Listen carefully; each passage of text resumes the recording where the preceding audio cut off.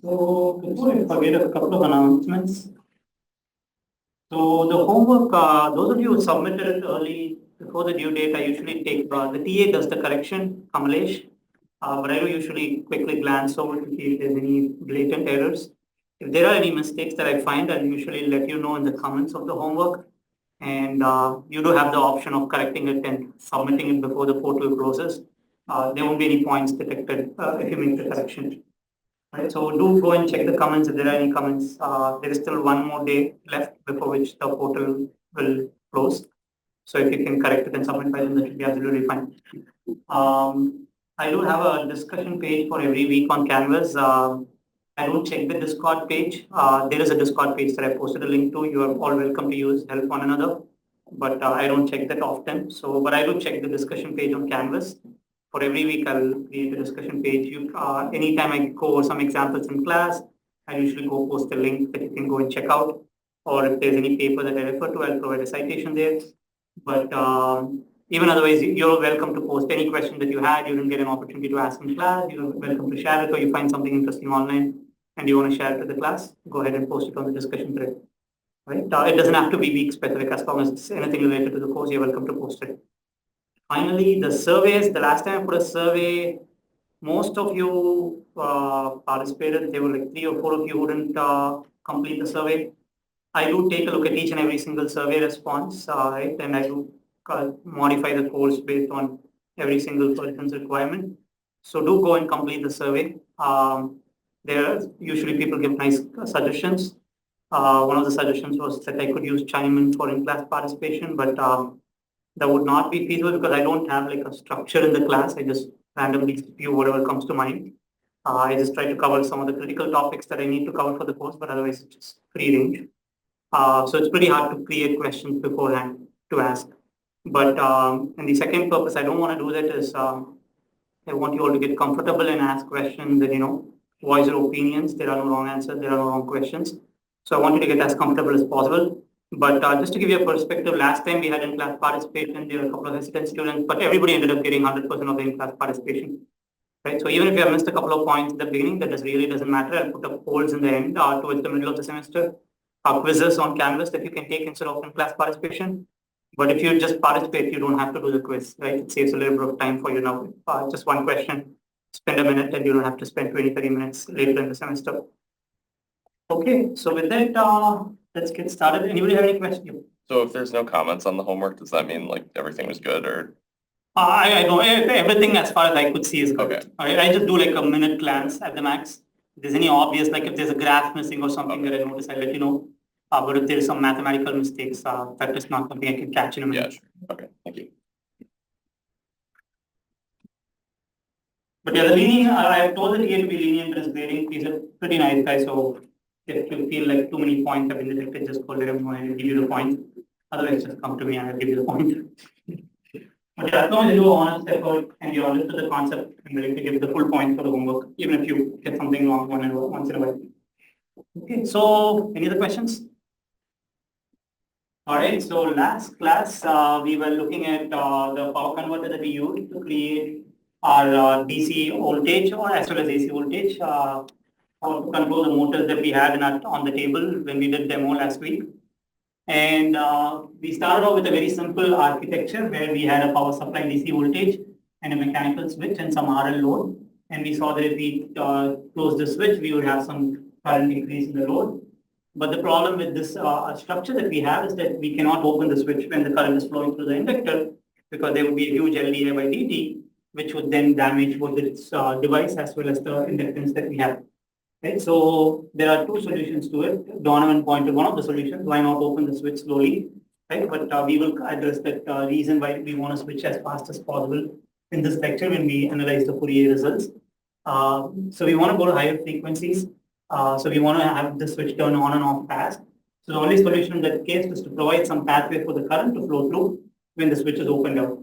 So we put this anti-parallel diode, a freewheeling diode across the load, so that when the switch is on, the diode is doing nothing. It's reverse biased ideally. There is no leakage current for an ideal case. And then when the switch is open, the current can now go through the diode. And there is, so we are going to replace this path with the diode so that we provide a freewheeling path. And then we're going to replace the switch with a power electronic switch, typically a MOSFET, right? And so what then we can do is we can now go and switch at a very high frequency. And so now comes another problem. When we have this diode, there's going to be a huge drop across it. For low power applications, that's fine, but for high power applications, this loss will be too much to handle for the heat management system. So there are two solutions. We can either go to a Schottky diode, or we can replace it with another MOSFET. The limitation with Schottky diode, as Christopher had pointed out, one of the limitations is that it has huge leakage current, which is not a primary concern in this case. Our more bigger concern is that the voltage, breakdown voltage for a Schottky diode is typically pretty low. You cannot get a very high voltage Schottky diode. So in those cases, you would have to go with a MOSFET. You can replace this diode with a MOSFET. And the MOSFETs always come with a body diode. It's an intrinsic body diode that comes with a MOSFET, cannot be removed. When you have an IGBT, you can get an IGBT without a body diode, or you can also get an IGBT with a body diode. Right. So this body diode is critical because when we turn, go from this switch to this switch on, there is an in-between time where both switches needs to be off, because as soon as you give a gate signal saying turn off the switch, the current does not go to zero. There is still some conduction channels present.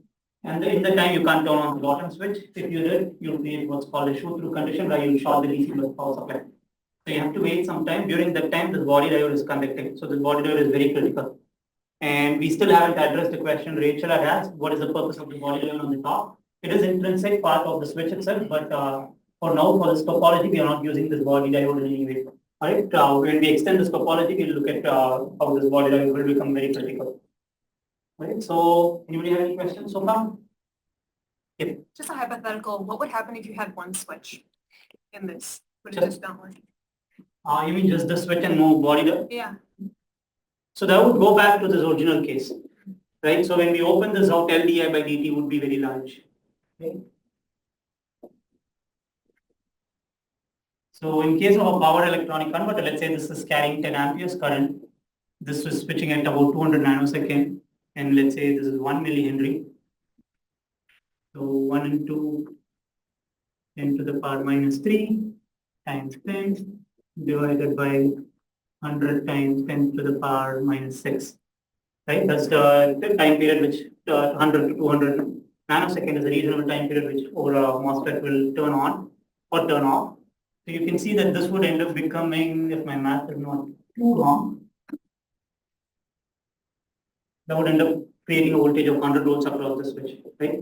Our DC voltage is 10 volts, so the switch may be rated for like 20 volts, and you're putting 100 volts across it, which would then puncture the device. Right? It will break through right away.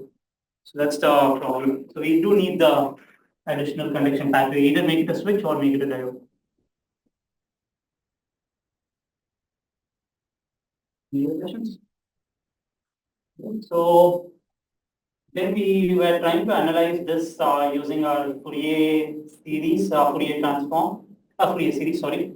So we have our voltage, output voltage signal. So the output voltage is measured across the resistive and the inductive load, right? So from this point to this point, we are going to look at the ideal case. Of course, there are non-idealities. This is not going to be a sharp down curve. It's going to have some slope to it. And it gets, even that is not a straight line, it's not linear, it's a little bit more complicated. And that would make the analysis of Fourier series even more complicated, which is not necessary, at least for our simple situation that we have.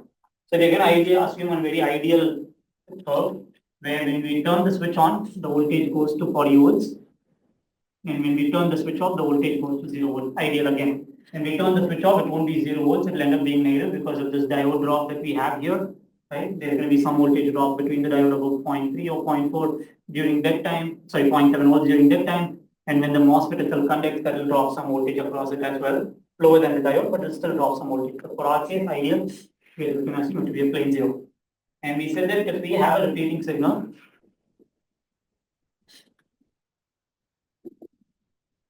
we can resolve it into, using Fourier series, we can resolve it into a DC component and an infinite sum of discrete sines and cosines, right? And there is one big caveat to this, that this sequence on the right will converge to the sequence, the original function on the left, when n goes to infinity, only at the points where the function is continuous. Only where v of t is continuous is this guarantee, this equality is guaranteed. At points of discontinuity like these, There is no guarantee for this. Instead, that's where the Dirichlet test comes in. So Dirichlet himself was a student of Laplace, Poisson, and Gauss, Aldrich.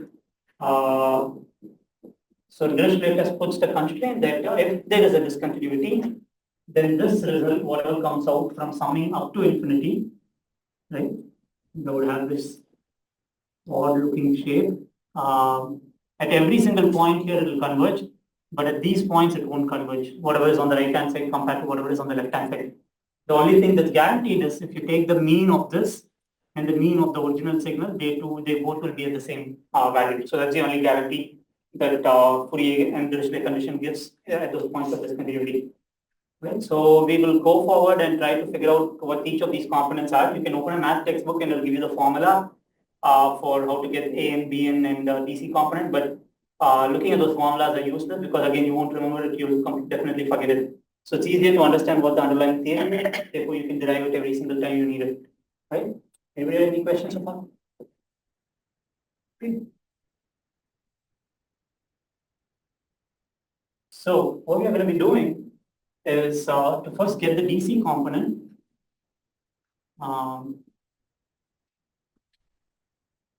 U of t. I'm going to integrate both sides over one full cycle. So my one full cycle is going to be, so here our switching period f,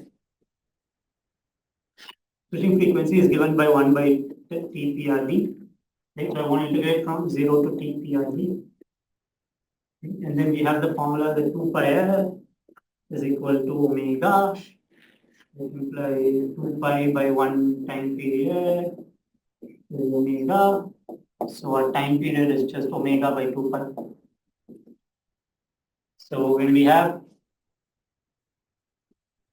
integral 0 to omega by 2 pi, f of t dt should be equal to, I integrate every single term on the right hand side as well, omega by 2 pi vdc dt plus 0 to omega by 2 pi an sine n omega t dt, and similarly 0 to 2 pi omega by 2 pi dn cos n omega t dt.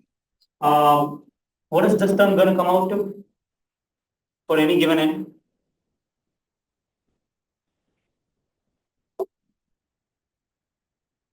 Anybody? What is the integral of an sine n omega t dt over a single cycle give you? 0. So irrespective of what the n is, if n is equal to 1, you basically have this waveform. This area is of course same as this area, so the integral is 0. If you have n equal to 2,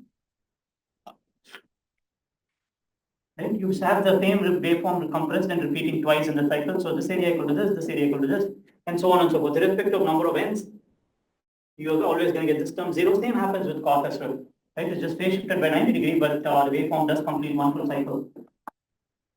Right? So this area plus this area must be equal to this area, right? Over one full cycle, and then you have 2, 3, 4. Irrespective of what you do, this is all going to be 0. What is this integral going to yield?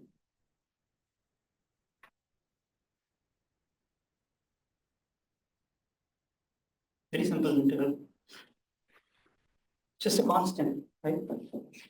So VDC times omega by 2 pi, and on the left, we are going to break it down into two parts.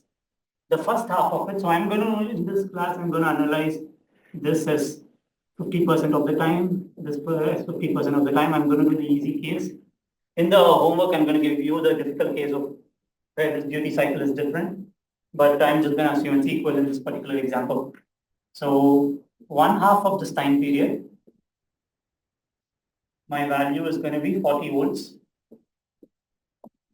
And then the other half of the time period, my value is 0 volts. So this term is 0.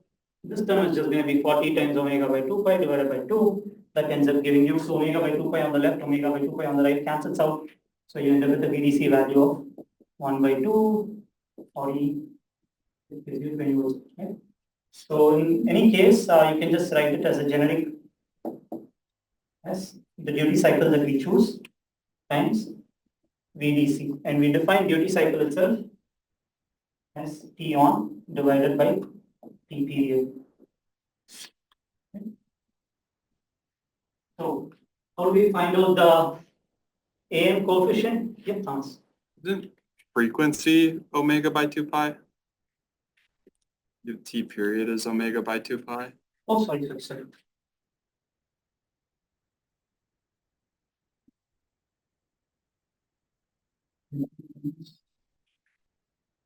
Pi by omega.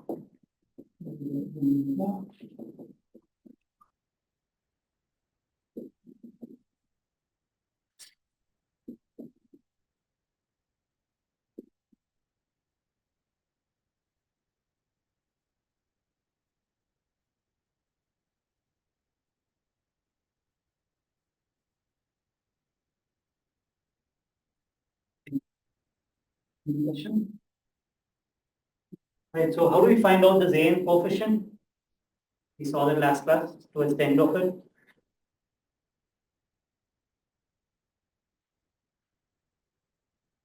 What did we call these class of functions? Sine of n omega t, cos of n omega t, they had a special name.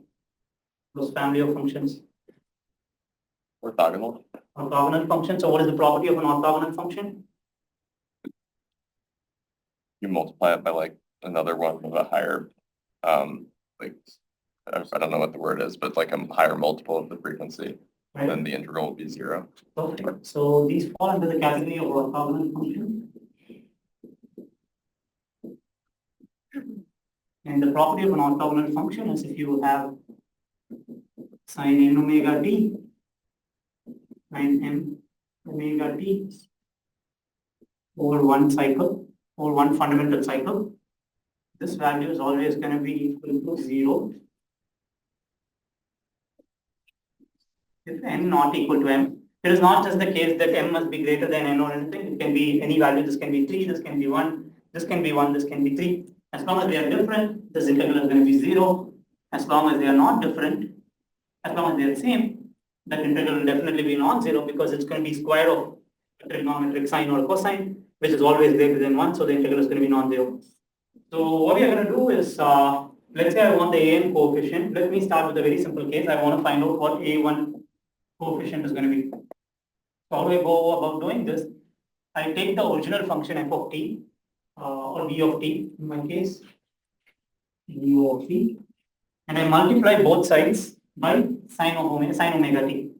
So we have sine omega t times f of t, du of t. On the LHS, on the RHS we have VDC times sine omega t plus A1 sine omega t times sine omega t becomes sine square omega t plus B1 sine omega t cos omega t plus A2 sine omega t sine 2 omega t plus B2 sine omega t cos 2 omega t, and so on and so forth, all for n terms of going all the way up to infinity. Now if I integrate the both sides over one cycle, 2 pi by omega, 2 pi by omega,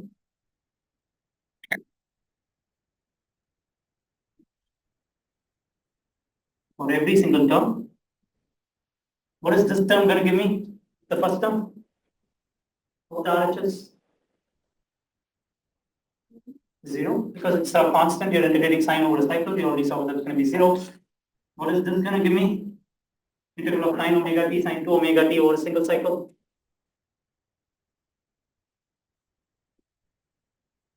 Okay, the principle is already laid out here, right? If n and m are not the same, then the integral over one single cycle is always going to be 0. Right? So this is going to give me 0. The same is going to happen for sine omega t cos n omega t. And the same is going to happen for sine omega t cos omega t. So all of these terms are going to be 0 because each of these are orthogonal functions. Cos n omega t and sine n omega t are all orthogonal functions with respect to one another. So all of those terms are going to give us 0. The only term that survives is here. Okay, so let's do the simple part. Let's look at the integral of this term. This again we can break it into 1 by 2, 2 pi by omega sin omega t times VDC, right? Because during the first half of the cycle, the output voltage is 40 volts. And during the second half of the cycle, the output voltage was 0. 2 pi by omega, 2 pi by omega, 0, sorry, sin omega t times 0, 0 dt. So this term is obviously clearly 0. Anybody remember what this value comes out to?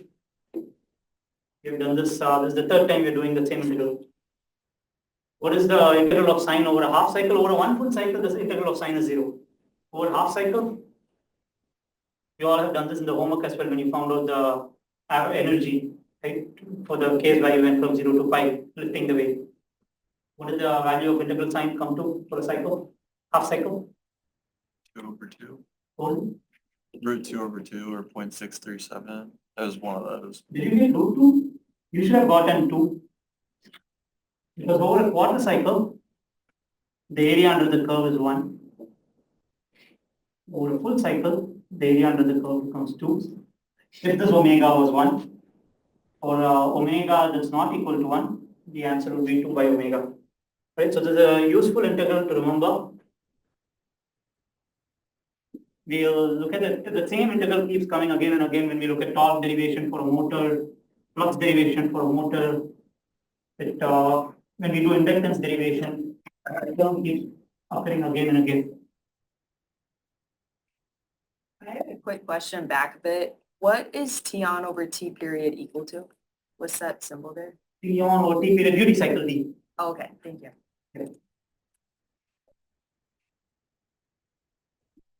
So that's saying that the average voltage is the duty cycle times DC voltage? then? Yeah, it's the duty cycle times VDC. Okay, thank you.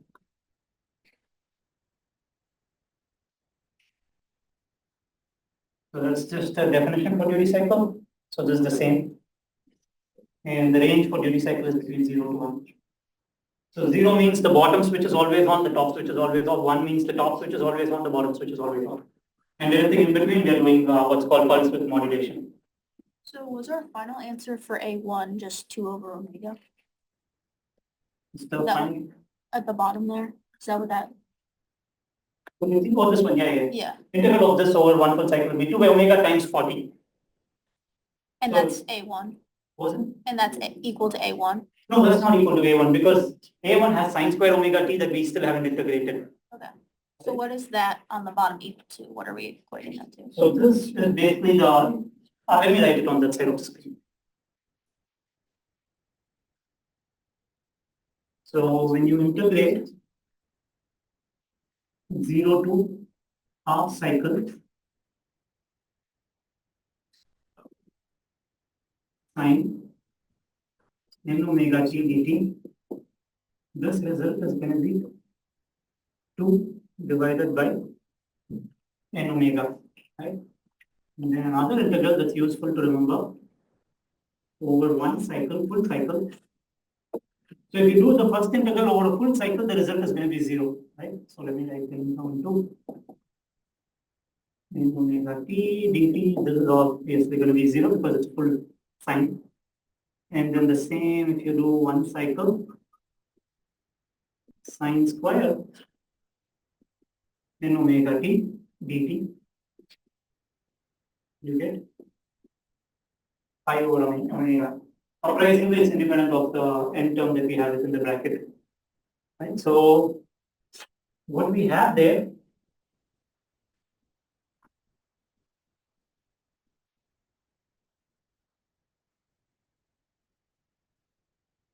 on the LHS, we have 0 to half cycle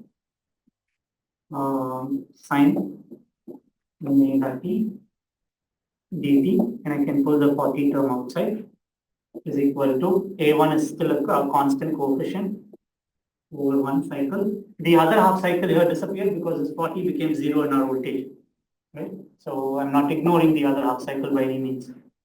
Omega t dt, right? So this term we already have established is 2 by, in this case n is 1, right? 1 omega t, 1 omega c, omega t.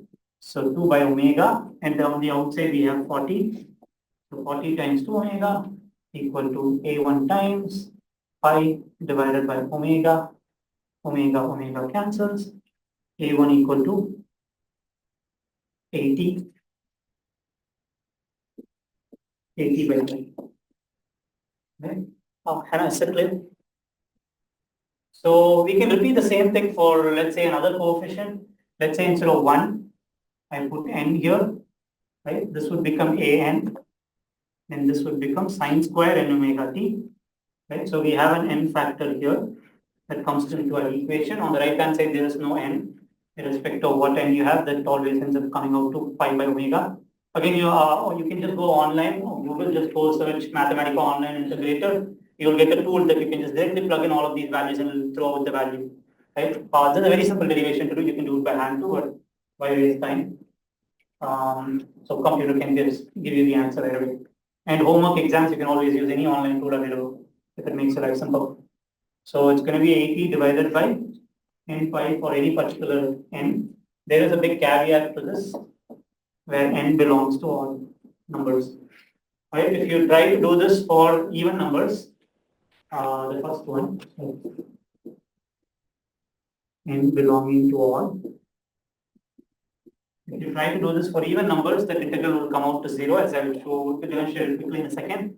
But this only is true for odd numbers. So let's look at, so we have one half cycle of a sine wave, let's say 1 Hz sine wave, right? Now omega equal to 1 Hz. If you plot the same thing for 2 Hz,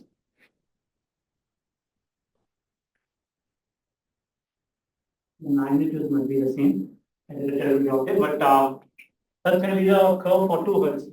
As you can clearly see, if you integrate over a half cycle of the fundamental cycle, right, the integration limits never change. It's always 2 pi by omega, right? So that's half cycle of the fundamental black waveform that I have there. So over this time period, if I integrate sine to omega t, that is clearly equal half positive, half negative. So that term will go to 0. But if I look at sine 3 omega t,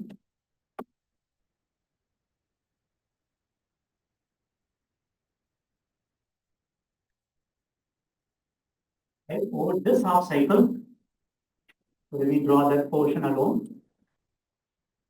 So this cancels this, but there is still one more portion remaining, right? So all odd multiples of sine n omega t would end up giving you non-zero value on the right. For even components, 0 for n belonging to even. So this will be our coefficient. You can now do the same process for finding out the coefficients for b terms. So we have 40 is 0 to half cycle cos n omega t dt equal to bn integral 0 to 1 cycle. Only the cos square n omega t terms would again survive. Same principle as before. These are all orthogonal functions, so they have the characteristic property. Can anybody quickly tell me what this result will be? Irrespective of n, what is the result going to be? Just quickly visualize how a cos waveform looks, and if you integrate over half a cycle, starting from time t equal to 0, what will the result come out? 0. 0, perfect, thank you. So if you look at the cos waveform, so this was our sine waveform, right? Over the same half cycle, our cos would have started here and then come out like this. Right? So this half is equal to this half in area. So all the cos terms would end up being 0. It is just by the nature in which we drew our signal starting at time t equal to 0. So it is not something miraculous or anything. I could have gotten all the bn terms to be non-zero and an terms to be 0 if I just phase shifted the time, that's all. So in fact, Fourier series, you don't have to resolve it into two components, sine and cosine. You can just put sine of omega t plus some phase shift phi n, right? And just have a single coefficient if it helps. So if I instead started my pulse of train centered around here like this. So what I had was this. Right? Because of this, it had only the sine component, cosine components ended up being 0. But if I just phase shift by 90 degree, all the cos components would have survived, all the sine components would have disappeared. Alright, so just by looking at a waveform, you can pretty much quickly figure out what the results are. And if you have a phase shift in between, right, if instead of not being here, it's slightly phase shifted rightwards, then the cos component would be slightly lower while sine component becomes slightly larger. So it'll be in values all the way in between.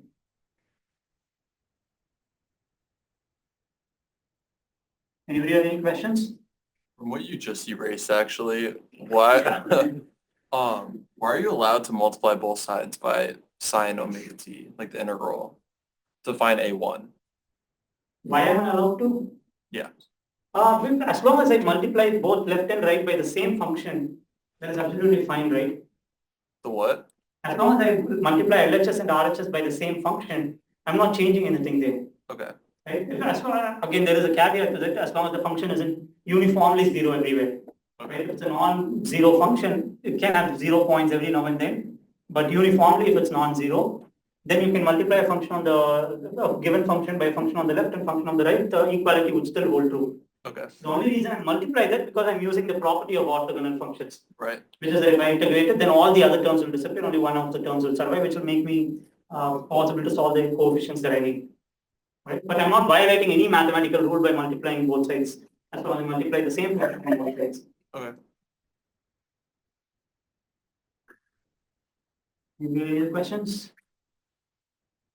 Okay, so let's look at what the motivation for doing all of this is, right? So when Fourier came with the solution, he was actually trying to solve partial differential equation for a two-dimensional heat flow problem. It wasn't to solve electrical networks or anything. And he, of course, did not know about the impact this would have on our modern day communication systems and so on and so forth. It will become extremely critical. But the reason we are using this though, is what we have essentially said is this. We have this network. So from your first year circuits class, you know how to solve these kind of simple networks. Right? If I give you an AC voltage source and if I give you an inductor and a resistor, everyone in this room will quite easily be able to tell me what the value of the current is going to be, what the phase shift is going to be between the current and the voltage and so on and so forth. And if I give you a DC system, it's even more simple. Right? Everyone in this classroom can directly tell me what the voltage is going to be, what the current is going to be, and so on and so forth. But the problem is if I give you this system, this is no longer a linear system. It introduces a non-linear element, right? Because of the switch that's present. But what Fourier transform allows us to do is convert this non-linear system into an equivalent linear system. So what we have essentially done is we said we can replace that voltage source and that switch, right? These two terms. We can redraw it to be purely combination of multiple voltage sources stacked one on top of the other. So that's what we're basically doing. We are summing up all of these resultant voltage values. So I can replace it with a DC voltage source, VDC, an AC voltage source, an AC voltage source, an AC voltage source, so on and so forth, all the way up to infinity. Okay. And this DC voltage source in my case, where I had a 50% duty cycle, that came out to be 20 volts. This A1 coefficient came out to be, so this was A1 sine omega t, right? So this came out to be 80 divided by 5 times sine omega t. This came out to be A3 sine 3 omega t, right? A2 term is not present because of the property that sine has, I just drew the diagram there. This one was 80 by 3 pi sine 3 omega t, and so on and so forth for all odd coefficients. Now, once I have this kind of representation, since it's a linear network on the right, there is no switch involved here because the DC bus voltage connected to the switch has what been replaced with this equivalent linear network, linear set of circuit elements. So now these are all linear elements. I can now go ahead and apply superposition. And what does superposition say? If I have multiple connected sources or voltage sources, I can assume all of these voltage sources to be zero, just have one source in the network and solve for the current. And then I can repeat the same thing. I can assume only this voltage source is there, all the other voltage sources are absent. I can find out the current. And I can do this for every single source, find out the current, And if I sum up all of those individual currents, I'll get the total current in this network with all these elements combined together, right? So this can be broken down using superposition into a DC network with the resistor and an inductor. Those RL doesn't change. VDC plus. So we get some current IDC from this network. And then I can look at it as just one of the other sinusoidal AC voltage sources are available. Sine omega t connected to an R and L network. Plus so on and so forth. Right? AT by N5 sine N omega t with a L and an R. So every one of you can solve this circuit pretty easily. Again, this one is very straightforward, right? It's just an AC voltage. You have an impedance. So the current is going to be I of any value, any n. So n source is going to be equal to the voltage of the n source divided by square root of omega times n times L the whole square plus R square. Right? Because if this is omega, then this impedance would be j omega L. This resistance is R. The impedance magnitude is going to be square root of omega L times the whole square plus R square. If it was 3 omega, this is going to be 3 omega L square plus R square. So whatever the frequency of the source is, that's what comes out in the impedance. And the angle itself is going to be tan inverse of n omega L divided by R. Right? Extremely straightforward circuit to solve. So I can figure out the current component for each harmonic content. So these are all harmonic contents.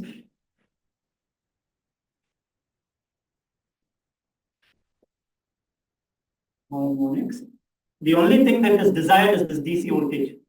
We don't want this high frequency components that are present in our network. Because for instance, let's say this is connected to a DC motor, right? You can try this out in the lab when you come for the third week.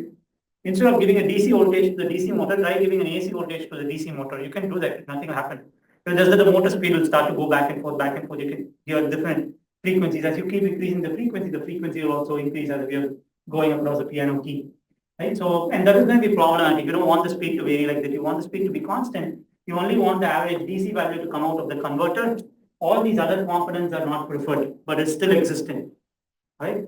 But we can limit the impact of this by going to very large frequency. If we use a very high switching frequency, that is what this omega is determining, right? Omega was equal to 2 pi times the switching frequency, FSW. So if I use a very large switching frequency, this omega is very large. If this omega is very large, this impedance becomes very large for the nth component of the voltage that is there. If the impedance is very large, then the current becomes very small, right? So that is the reason, Donovan, when you said one of the solutions is that the switch can be closed slowly. That means the switching frequency is very small. If the switching frequency is very small, that means the current magnitude for that harmonic is going to be very large. That means you're going to see a lot of pulsation in your motor torque, which means your motor is going to vibrate and oscillate a lot. So you want to push this frequency as high as possible, your semiconductor switch would allow, and your parasitic capacitances would allow, so that you can reduce the harmonic content of the current that you see in your output. Okay? Anybody have any questions so far? Yep. Are there ever cases where we need to use like sinusoids to drive the motor, like a AC motor? In case of a three-phase AC motor, even one-phase AC motor, we would have to create AC voltages. Okay. So we'll get to that. So using the same network, we just have to extend it a little bit further. Are these inverters like on the power supplies we use, are they purely sinusoidal or are they like directly pulse into the motor?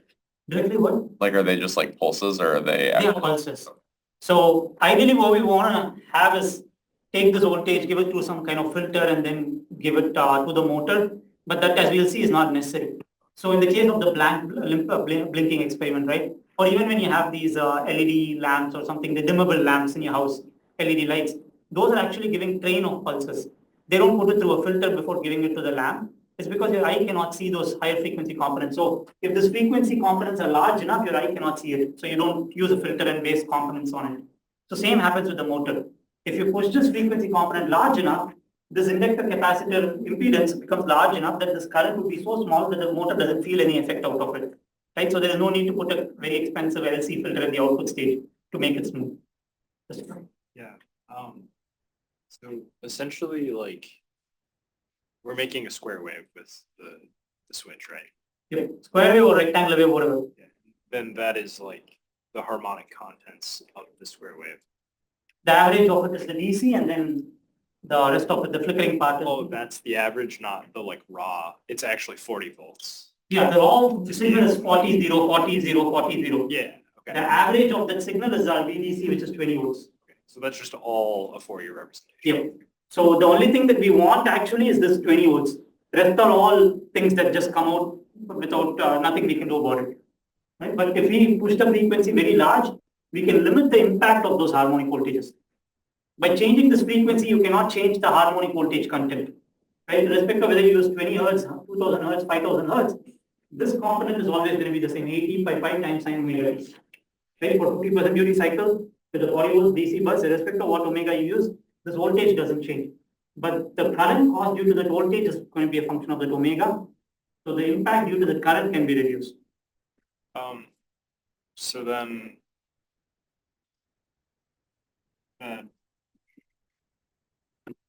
that voltage there, like, you call it VDC there, but is it actually, is it more like VA naught? Oh, sorry, we should call it the average.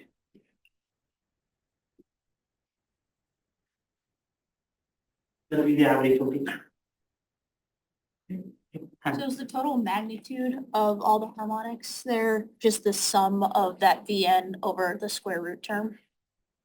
Total magnitude of all the harmonic. Oh, you mean the sum of all these voltages? Yeah, that will be the same as putting the sigma VA and sine n omega t for all n being odd. So it's just the sum of that term that you have there for all n, You mean the current or the voltage? either? Yeah, it is. So whatever component you have, you just sum all of those together. That will be the, so if you want to find out the average total current IO of t, there will be sigma n equal to 0 to infinity, purely odd terms, 1, 3, 5, and so on and so forth. And then of course the DC component as well, the average component, don't forget this value, right? V average divided by R. So that term is always there. V average by R plus sigma n equal to 1, 3, so on and so forth, to infinity, In of t. So again, it just happens so that I picked the case of 50% duty cycle because only the odd component survives, the even component disappeared. But in the homework, when I give you a duty cycle other than 50%, there will be odd components as well. And if I phase shift the signal, there will be cosine components as well. Just to keep this example very simple in the class, I took a case where it aligned up nicely for me. But homework, be careful. You can't assume all odd components are always 0. You can't assume all Bn terms are always 0. Yep. For the square root on the bottom for the nth current, is that going all the way into the R there? Or do we have the squared? Oh yeah, all day. Okay, sweet, thank you. Yeah, so when you have DC network, the impedance is J omega L, the resistance is R, right? So the total magnitude of the impedance square root of J omega L square plus R square. Any other questions? Okay, fantastic. So let's take it a little bit easy. So we are almost did not get this math at all from Fourier. He was actually growing up, he was practicing to become a priest, but he was always fascinated by the beauty of math and it was always a constant pull on him. But his family and he were wanted him to become a priest and he was almost would have been a priest and we might have never gotten this beautiful piece of math that we have. So a series of events happened in the early part of later part of 18th century in France and as well here in the US. Anybody know what happened? 18th century, later part of 1700s. Revolution. So the same thing that led to being motivated, the French to overthrow their own government later. So all of us are familiar with the deep roots linking both the American history and the British history, right? Starting with the common shared language that we have. But equally important is the relationship that the US and the French shared. It's very evident in the Constitution when you read through every single statement. It's all based on what scholars in France had written about 100 years before, right? Anybody remember the elements of Constitution that was influenced by French scholars? Any names? So we have Voltaire, Montesquieu, one more, Rousseau. So one of the first thing that we have, Voltaire is commonly attributed with separation of state and church. He didn't say that. It was John Locke, an English writer back in 1700s. But Voltaire himself comes up with the idea that church and the state, church should not have too much influence on the state, and at the same time, religion should be openly practicable by anybody who wants to, right? And this was very critical because France, unlike in the US, France had a monarchy where the monarchy had excessive amount of power, the monarchy and the nobility, and then the Catholic Church had even more enormous amount of power. So most of the lands in France belonged to the Catholic Church, and the people were very angry and worried about the power that Catholic Church was wielding. Right, and at this time, Voltaire comes about and says that in addition to this, people should have the free, the will to have free thought. Right, it was so right now we take it very obvious, but back then that wasn't the case. People could be killed for saying things that were outside the religious textbook. So he always said that no thought should be bound by any religious text. And then Montesquieu comes about and gives the other great principle that we have in our constitution, which is separation of power. Right, it's slightly different from the version that we have here. He said it's equal power. In our case, we don't have equal branches of government. It's coordinate branches of government, right? The power is not equally shared, but it's a little bit different that Hamilton wrote in the Federalist paper. And then finally, Rousseau himself comes up with, anybody? The two main element, yep. Social contracts. Social contract, brilliant. Anybody, do you remember the famous quote in the social contract? So he has this very famous proverb that you heard, man is born free, and yet everywhere I see is in shackles. It's such a brilliant writing. And that was a great influence on a lot of people. The idea that he gave is basically democracy. Any laws, just laws must be formed by the popular will, and whatever the popular will decides, everybody must follow it, right, if it's a just law. And his own writing influences this guy called Marquis de Lafayette. Anybody know what he did? You had history in your high school, right? During COVID. Was it? During COVID. During COVID, oh, that's very unfortunate. So, what Marquis de Lafayette, he is based on when America started the Revolutionary War, they were at their infancy. Right? Their military was in an abysmal condition. They never held powers on the higher levels. It was all British. They all served under the British before that. And Marquis de Lafayette, who the French monarchy sent over to the US to kind of give a proper doctrine and discipline to the US military. Right? Without him, the war wouldn't have likely be won because the British military power was extremely powerful and nothing could equal it. So he comes about, gives all the rules of engagement and, trains the people here. And he leads the final battle, the siege of Yorktown, right, which ends the Revolutionary War pretty much. There were a couple of other tiny battles here and there after that, but that puts an end to it. So he's extremely famous, and then he goes back to France and then participates in their own revolutionary war and overthrows the monarchy rather violently, right, with guillotines and stuff. And he then goes on and writes the Declaration of Rights of Man, which basically says people should be given more rights. He is more towards democratic monarchy kind of situation, not pure democracy like we have in the US. But his own works and the other works of Voltaire, Montesquieu, and so on influenced Napoleon to overthrow the government and then lead the revolution. And then coming back to our lead character, Fourier, he gives up his passion to become a priest and goes and joins Napoleon on his expeditions to Egypt. And then he spent some time in Egypt, I think, as a governor there. And when he was posted there, he comes up with this beautiful piece of math, the Fourier series that we have. Right? So it's almost so tiny changes of events could have happened that if the US had, say, lost in the Revolutionary War, the French people might not have been motivated enough to overthrow their own government. Fourier could have become a priest and we could have never got this beautiful piece of math. He might have had something else in his place, maybe, maybe not, but he could have lost this. Okay, so the next thing that we want to look at, so far what we have created is a unipolar voltage, right? So we have this. So going forward, I'm going to just draw this switch like this, but this means it's the body of the MOSFET, including the parasitic diode or the intrinsic diode, that's a better term, that comes along. So that's what I'm indicating. Sometimes I might also explicitly draw the diode to indicate that, but going forward, I might just draw this alone, right? So the only problem with this network that I have here is it can only create voltages either 0. So if I put the duty cycle as 0, the V average at the output is going to be 0 volts. And if I put duty cycle at 1, the V average at the output is going to be VDC. Okay, let's call it VDC. But let's say in the case of an AC motor, DC motor, I want to make the motor rotate in the negative direction. What I need to do is apply negative voltage. Right? I need to reverse the polarity of the voltage that I apply to the DC motor that will make it rotate in the reverse direction. And we'll see the physics of how that happens later. But for now, just take it for granted. So the problem is this apparatus that I have here cannot create negative voltage. How can I modify this to create negative voltage? You can connect the ground to the output, like through switches to either the top, bottom, or VDC. Okay, what is that called? What is it converter called? It's a second half bridge on the output. Okay.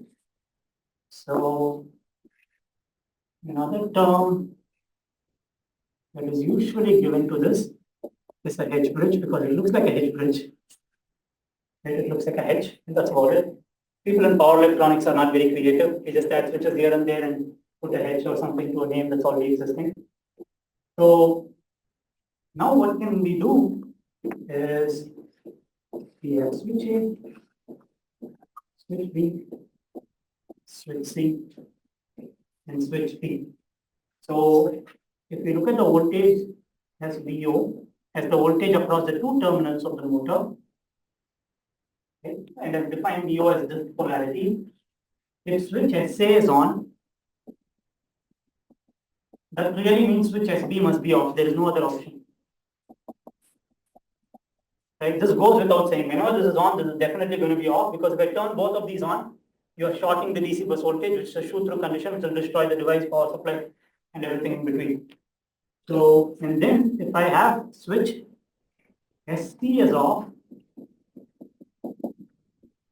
and then switch SB is on, right? So the system I have is this is on, this is on, this is off, this is off.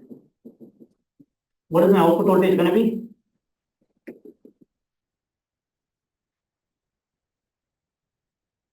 I'm not switching, I'm just turning those switches on and leaving it at that state forever. What is my output voltage going to be? VDC. VDC. Right, now if I do the opposite, where I make A on, A off, B on, C on, and D off. Okay, so this switch is on, this switch is on, these two are off. Now what I've essentially done is flip the polarity of the voltage. Right? Previously, when this switch is on, the 40 volts positive DC was connected here, and this switch was on, the negative DC was connected here.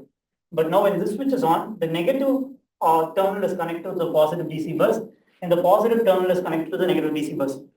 Right? What I've essentially created is a negative voltage at the output, VO equal to negative VDC. Any questions? Before? Right. So now if I want to create an voltage in between negative VDC and positive VDC, what do? You're just going to treat the first bridge on the left side as like a buck converter, and then the other side you just connect it higher low if you want positive or negative. Okay. So let me give you the expression. So I'm going to call this and then we look at what the term means. So this one I'm going to treat as its own separate buck converter. This one I'm going to treat as if it's a separate buck converter and define two duty cycles, D1 and D2. Right, so this is a separate buck converter with duty cycle D1, that's a separate buck converter with duty cycle D2. And then I'm going to give this expression for duty cycle and then we'll analyze it in more detail.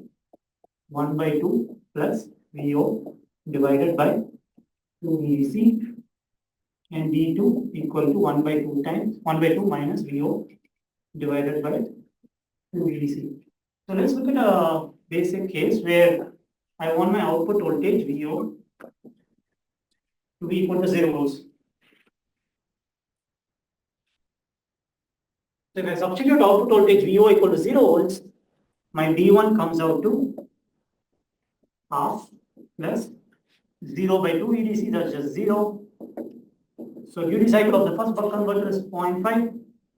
Duty cycle of the second buck converter 0.5. Again, VO by 2 EDC, VO is 0, so that term is 0. 0.5. So let's look at the plots.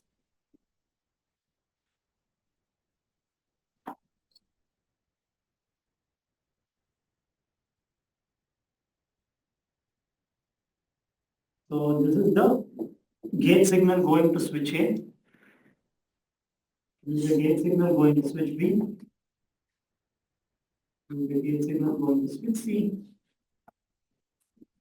Switch B. And then we're going to define two voltages, V1, V2. And then finally our output voltage is the voltage across the motor that we have, or the load terminal that we have. So yeah, Where are you getting the D1 and D2 equations? I'll get to that in a second. Okay, that's I good. take it for granted, but I'll prove that it will work out fine. Okay. So, okay, so V1 is the voltage across this. V1 is the voltage across this terminal compared to the DC bus ground, right? And V2 is the voltage across this terminal, again measured across the DC bus ground, right? So VO itself is just V1 minus V2, right? So they both have the common ground terminal, so VO is just V1 minus V2, right?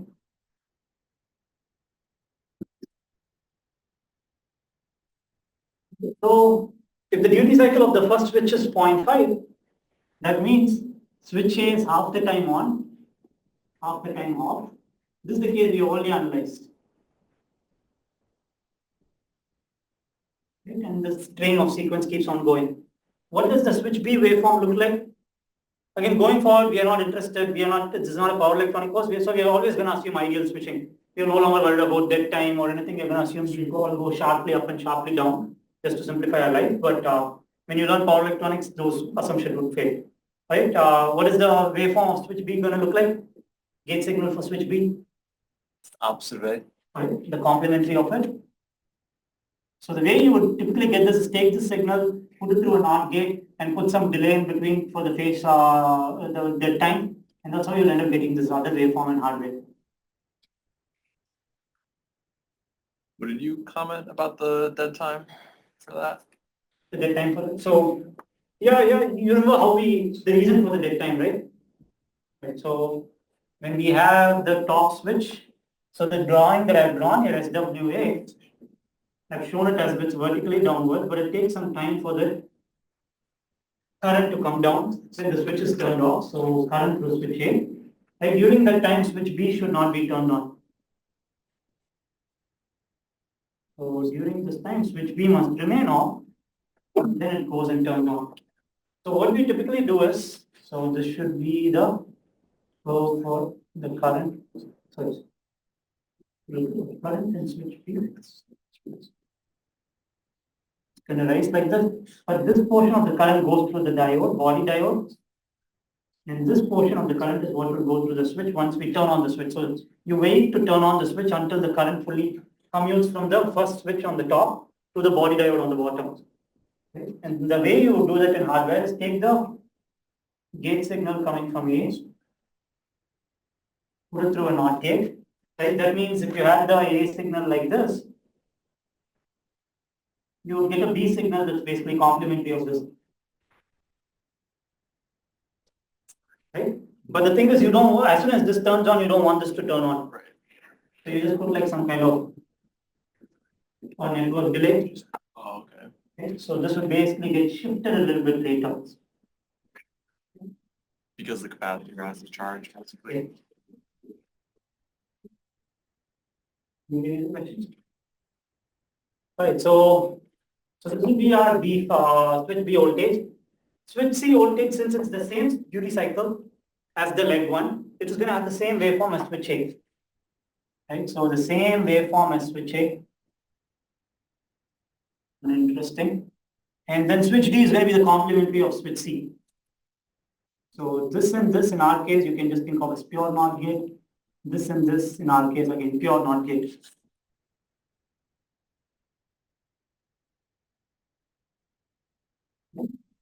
What is the V1 voltage gonna look like? Anybody other than Isaiah? It'll just be like the same, it'll match SWA. Okay, so it's gonna look like the same as the switch A voltage, just the fact that it's gonna be scaled by the DC bus value. So when the switch A is on, this voltage goes to VDC, or in our case, we're gonna assume 40. Okay.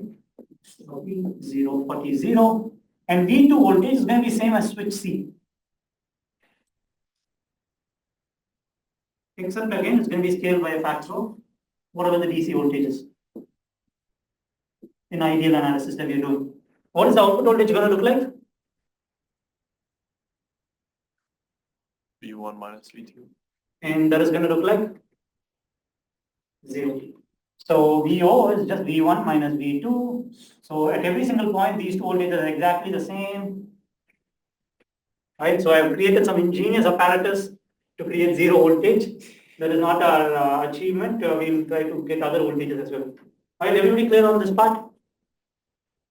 Okay. Has everybody noted this down? I'm going to erase this and write over this. So next, what we are going to be doing is try to generate another voltage. Let's pick 20 volts. So now our duty cycle V1 comes out to half plus 20 by 2 times VDC was 40. So this would be 1 by 2, 1 by 4, 1 by 2 plus 1 by 4, that's 0.75. And then D2 is going to be 1 by 2 minus 20 by 2 times 40.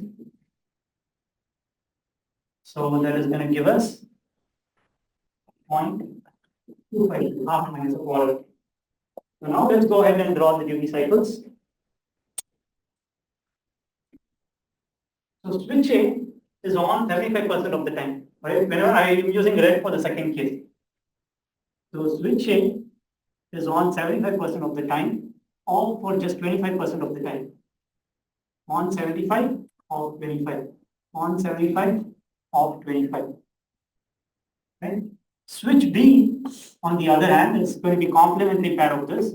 It's off 75% of the time, on for the tiny 25%. Off 75, on for 25, off, on. And this is where switch A and switch C starts to vary. Right? Now switch C is only on for 25% of the time. It's no longer the same. So switch C is on 25% of the time, of the remaining 75, on 25, of the remaining 75, on 25, of the remaining 75, on 25.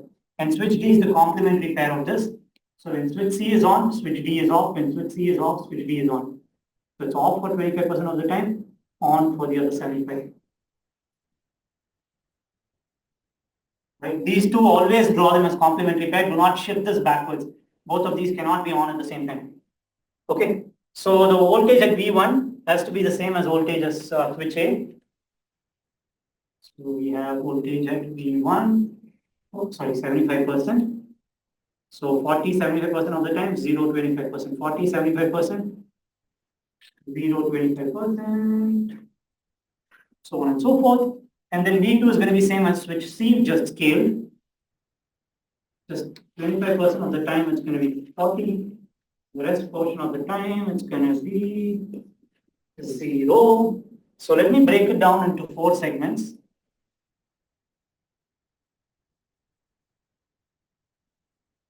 So that would complete one cycle. So now I'm drawing the second cycle. Right? What is the net output voltage at the first part, first segment?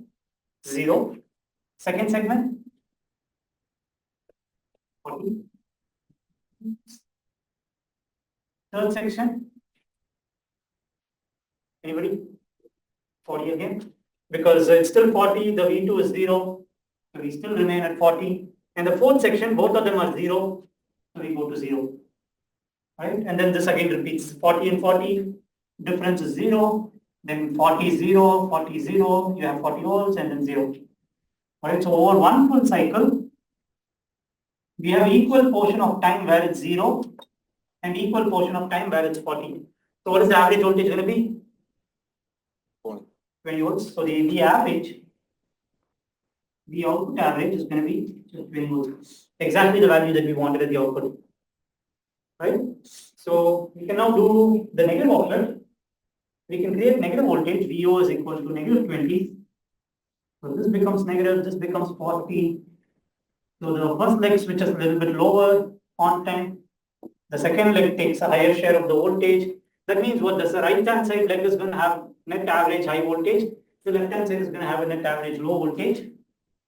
Right? So in that case, one more color. So this is on 25% of the time, off 75, on 25, off 75, on 25, off 75. This is going to be the complementary pair.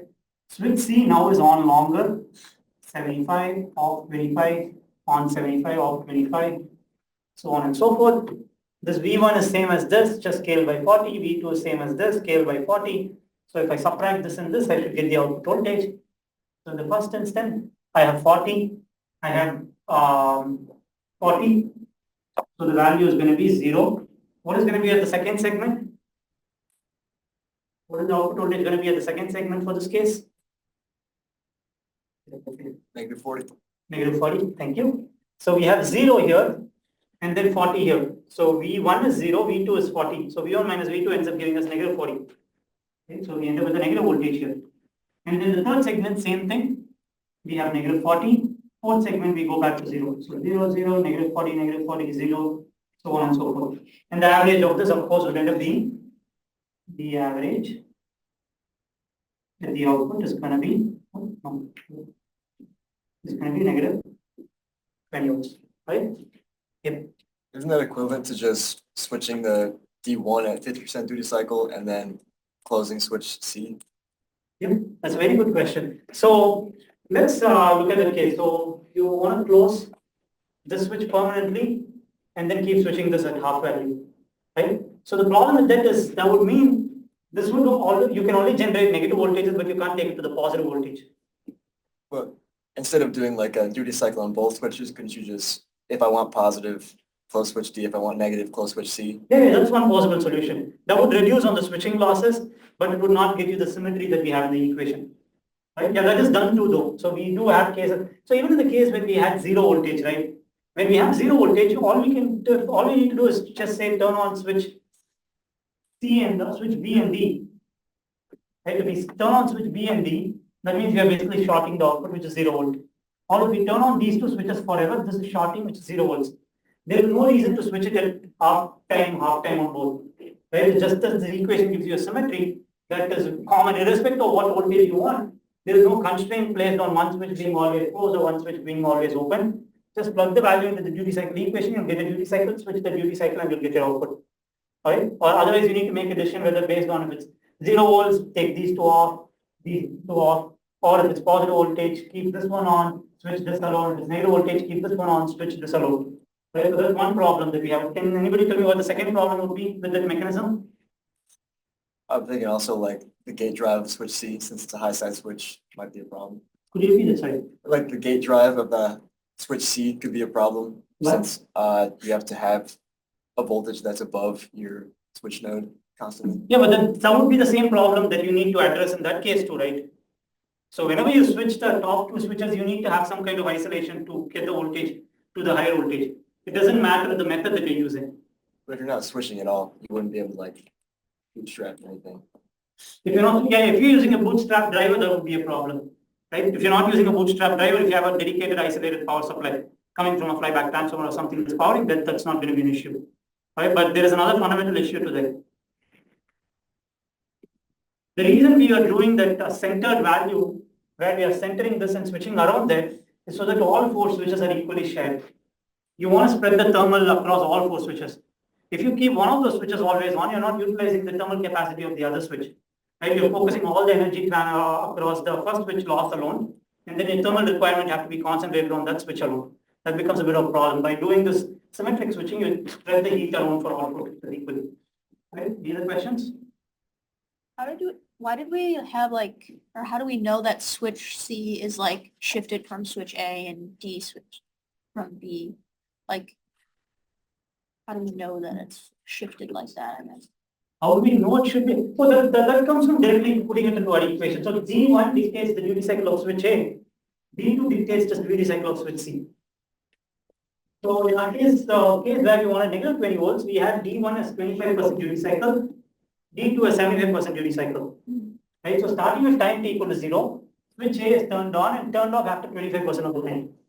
Switch C on the other hand is again turned on at the same time. So the turn on time must be synchronized for both. oh, okay. Right? This should not be phase shifted. Yeah. Right? Both of them should be synchronized. You can phase shift this, it's not too much of a critical issue. If you phase shift this, there would be like an additional. So right now we have this center block of on and off and off. If you phase shift it, there's going to be a tiny portion of on, tiny portion of on both sides, which is going to mean unnecessary additional switching losses that you get in your device. So just to avoid that, we are going to synchronize when switch A and switch C turns on. But when they turn off, that is not going to be synchronized. Yes. In reality, would you have, like you had for the demo, like a whole bunch of switch A's in parallel and a whole bunch of switch B's in parallel? Yeah. And then the same on the other side? Yeah. Yeah, so in the hardware, in reality, so for the demo kit that we use, we want to, in the labs, as you see, we'll run like 2 or 3 motors from a single inverter. That's the reason we had 9 of those legs, right? So each of this is one output. So these 2 switches are inside, and then the output is what you're seeing as colored banana terminal at the output. And there are 9 of these repeating legs that are there in the hardware. In reality, you won't have those. Like if you have a 3-phase inverter that's controlling a single motor, you will just have 3 of these legs to get 3 outputs. Right? If you have a single phase drive, you just have 2 of these outputs. Depending on the number of phase you want to control, that's the number of legs you'll get out of an inverter. Right? Unless you have cascading or paralleling the legs to increase the current, which we won't get into, but typically you would have the required number of legs. Any other questions? I think that's kind of what I was asking. Not sure if this was already mentioned, but like you switch the diagonal switches to get whatever voltage you want, and then the other 2 just remain off. Yeah, we can do that. So that's the case that Isaiah was mentioning, right? Where you cannot have the other 2 switches always off, right? When the switch is switching, you need to make sure there is another pathway. When the switches, so let's say these 2 are always off, Yeah. and these 2 switches alone you're switching. Yeah. Right? When you're switching, that means some portion of the time it's on, some portion of the time it's off. When you turn it off, the current would go through the other switch. Because of the diode. Because of the diode. Okay. But you don't want it to go through the diode, you want to go through the switch. Right? So you would still switch the other 2 switches. Sure.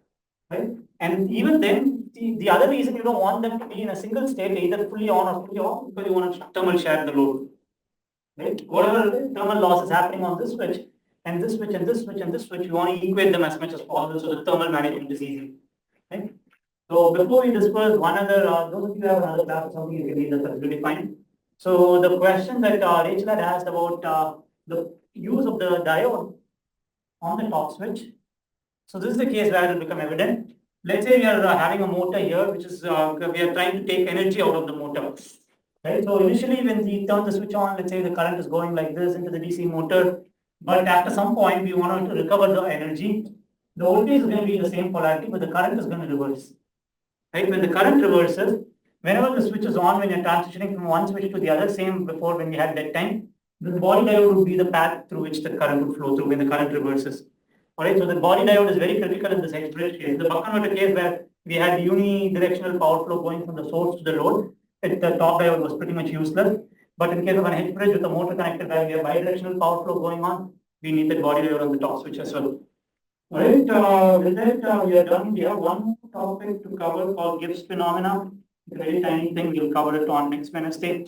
And then we'll be going into Maxwell's equations and electromagnetic theory. I hope everybody has studied vector calculus. If you have forgotten it, it will be a good time to kind of brush up on it. We won't go into too much detail of vector calculus, but it will be quite easy though, but we'll take the time to brush up on it.